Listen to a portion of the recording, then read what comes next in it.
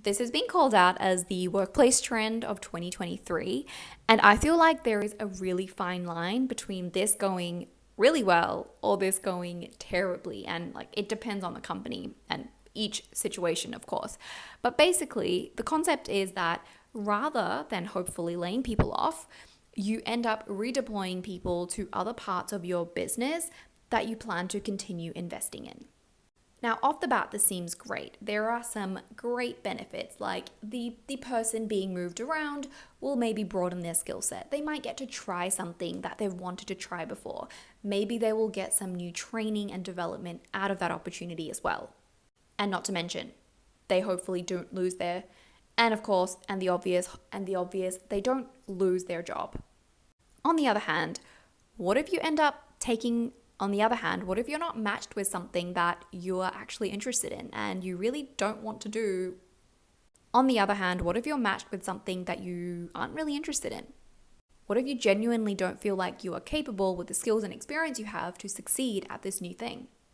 Or you are being asked to do something additional on top of the original role that you already had. But again, is that way better than being laid off in the first place?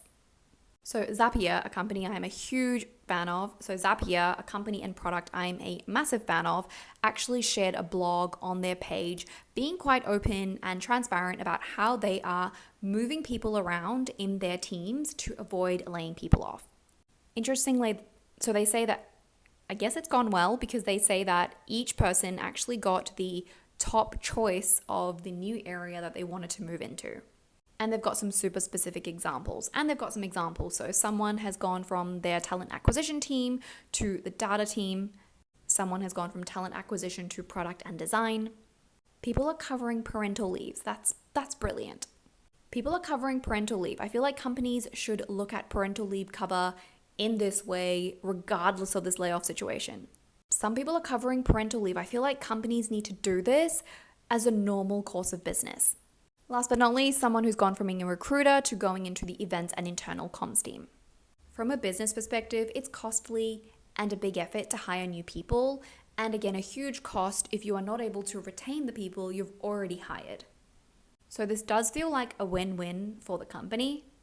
But to end off with, I'm really not a fan of the quiet hiring buzzword. I think quiet quitting, quiet firing, and now quiet hiring, it just doesn't have the right connotation associated with it. But let me know what you think in the comments.